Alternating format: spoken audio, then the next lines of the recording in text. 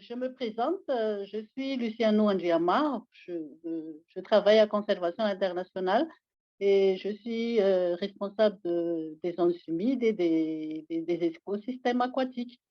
Je remercie VVN pour l'organisation de ce forum, malgré le rendez-vous raté l'année dernière. Et on est arrivé à le faire aujourd'hui. Ce que je vais vous présenter là, c'est le lien entre la conservation des écosystèmes d'eau douce et leur biodiversité avec les actions liées à l'eau potable, hygiène et assainissement que nous connaissons tous appelé WASH.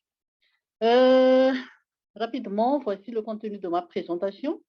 Avant d'entamer le vif du sujet, je vous donnerai quelques descriptions de ce qu'on entend par protection de l'environnement et WASH, les problématiques liées à l'eau, puis on va voir les deux versus, conservation de la biodiversité, WASH, conservation de la biodiversité. Conservation internationale a sorti un guide sur ce lien et je vais vous en parler un tout petit peu. Et après ça, avant de finir, un cas concret donc d'un projet qui était géré par Conservation internationale et ses partenaires. Voilà, pour commencer, quel est l'objectif global de notre organisation au niveau mondial? C'est de protéger et restaurer 20% de l'écosystème qui assure la pérennisation des services en eau douce, bénéficiant plus de 500 millions de personnes et 126 000 espèces. Euh, Quelques descriptions, peut-être que je ne fais pas traîner long ici parce que vous connaissez tous qu'on entend par environnement, c'est la composition de la biodiversité et l'écosystème. Ici, on parle beaucoup plus donc de l'écosystème aquatique, d'eau douce. WASH, il y a toujours les quatre messages clés eau potable, assainissement, hygiène et hygiène menstruelle. Et dans tous les deux cas, quand on parle donc WASH, quand on parle d'écosystème aquatique, il y a l'eau qui lie ces deux, c'est-à-dire le service fourni par l'écosystème pour la population humaine et la biodiversité de la planète. Euh, on ne peut pas parler le lien sans parler donc un bassin versant. À l'échelle d'un bassin versant, c'est l'ensemble d'un lieu ou territoire qui recueille l'eau et délimité par des lignes de crête et débouche par une exutoire commun. La présence de la forêt et les plantes facilitent donc l'infiltration des eaux souterraines. La plantation des flancs des bassins également protège les rivières contre la pollution provenant de l'érosion. Euh, Passons maintenant donc aux problématiques liées à l'eau. La liste n'est pas exhaustive, mais j'ai cité quelques exemples ici.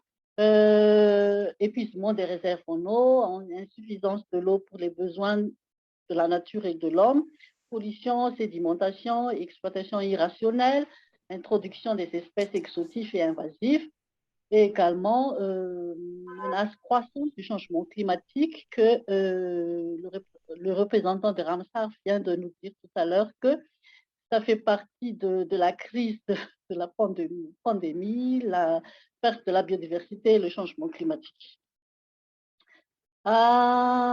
Ici, entamons la première hypothèse, c'est-à-dire donc conservation de la biodiversité versus WASH. La question qui se pose, est-ce que la conservation de la biodiversité contribue-t-elle aux activités WASH? Considérons l'ensemble de l'écosystème qui assure donc le service en eau comme une infrastructure naturelle et la protection de cette infrastructure naturelle maintient la disponibilité de l'eau qui est l'élément essentiel de WASH. Et afin de pérenniser les actions de WASH, il faut promouvoir la conservation des paysages Et c'est pour cela qu'on a ces trois étapes. Il faut d'abord comprendre, après gérer et à la fin valoriser. Qu'est-ce qu'on entend par comprendre? Il faut faire les études, analyses pour connaître tout ce qui est aspect positif et négatif. Si on connaît ça, on va gérer, c'est-à-dire on va protéger, on va faire la restauration pour assurer la disponibilité en eau. Mais ce qu'il faut retenir ici, c'est qu'il faut partir de l'amont jusqu'en aval, c'est-à-dire là où il y a les habitats de la biodiversité et il y a également les services fournis en aval, pas seulement WASH, mais il y a l'utilisation de l'eau dans l'agriculture, l'élevage, l'énergie et également la culture. Et à la fin, valoriser, évaluer les services en eau fournis à partir des stocks. Et c'est à partir de là qu'on va déterminer les actions à mener et qu'on a besoin des études d'impact, par exemple. D'un autre côté, WASH versus protection de l'environnement.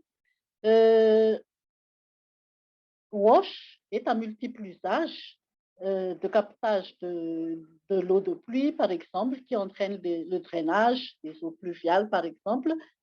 Et là, maintenir la qualité des habitats de la biodiversité unique et critique et la quantité, par les actions WASH.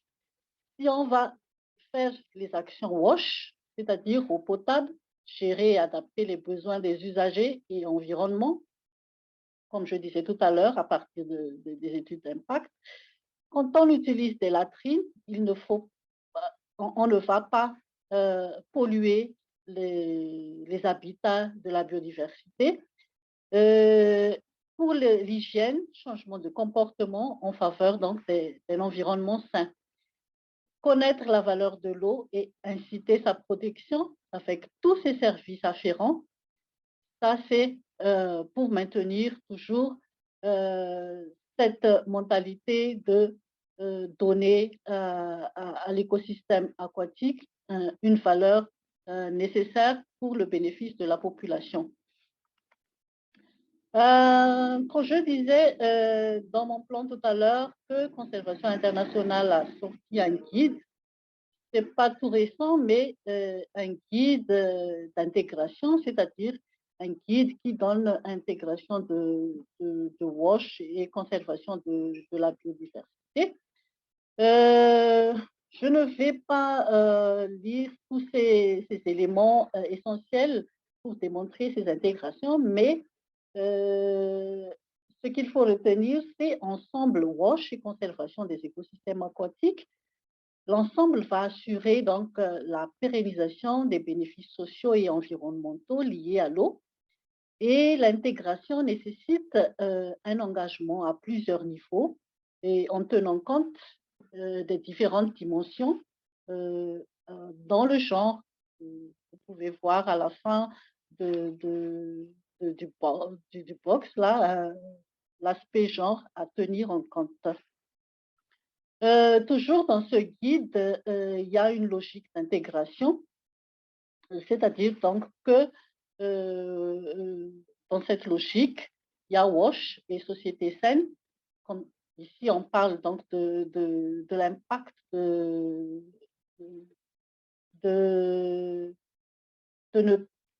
si on n'utilise pas WASH, il y a le problème des maladies, de la santé. Donc, pour, pour cette première logique, favorise l'amélioration de la santé et de l'économie de la population. Dans la deuxième logique, WASH et écosystème sain, c'est-à-dire donc amélioration de la protection de l'environnement à partir de WASH.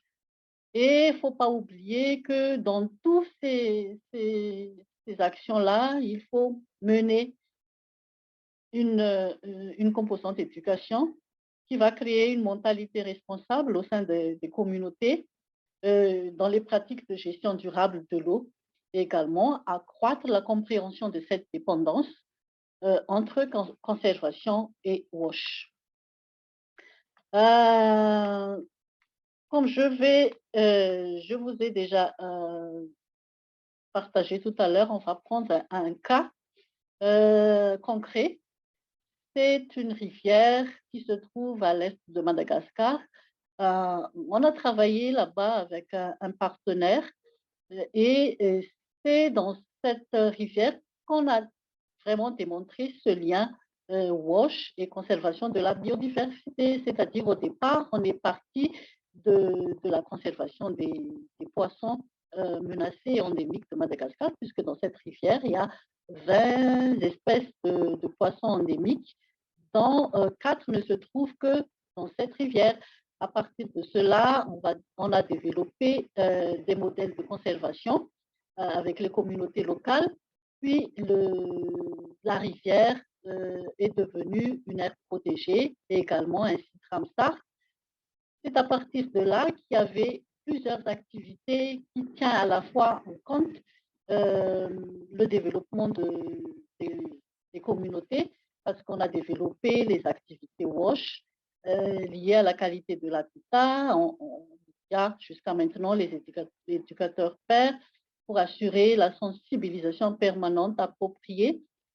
Cette rivière est utilisée et a plusieurs usages, c'est-à-dire les gens font de la toilette là-bas, prendre l'eau pour la nourriture et tout ça.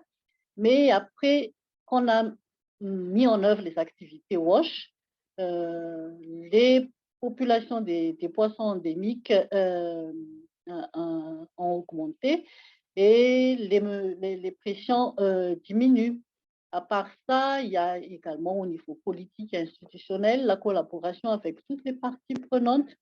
Même si nous travaillons dans le domaine de l'environnement, il y a l'implication totale du secteur eau pour arriver donc à protéger les ressources en eau et de notre côté d'assurer la pérennisation des ressources et également la durabilité des poissons endémiques et menacés. Ça, c'est un cas concret et actuellement, c'était un projet qui était géré par Conservation internationale auparavant. Actuellement, nous sommes en train donc de développer ce que nous appelons WEW, Wash in Watershed.